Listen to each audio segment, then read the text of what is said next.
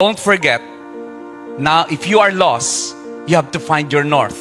And I want you to remember that in this life, you have to find your north. In that north, you have to find N, your nature. I want you to be the best of who you are, but you have to go back to the first question, who are you? And that's the first thing you have to find, your nature. You will nurture your nature, and you should look into your competencies. You have to find your opportunities. Do you believe in luck? Luck has a formula. The formula of luck is luck equals preparedness times opportunity. When your preparedness matches the opportunity, you're lucky. Then you also should find your R. Everybody say relationships. You build that relationships, and that relationship begins at home. You have to find your relationships. And let's go to T.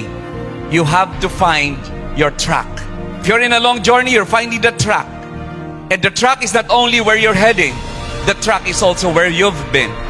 You have to learn how to learn. Because in this very volatile world, you have to learn how to learn. Kailangang matuto ka kung paano matuto dahil sobrang bilis magbago ng mundo. And if you don't learn how to learn, believe me, you're dead. And the track is towards the vision. If you don't know where you're going, you'll never get there. And that's why you have to find your track. And the last, you have to find your heart. Because that heart drives the passion. You know, the mind can be afraid. The mind can give up. But the heart won't. When you put your heart in what you do, you call that passion. And anything you do with passion becomes the best.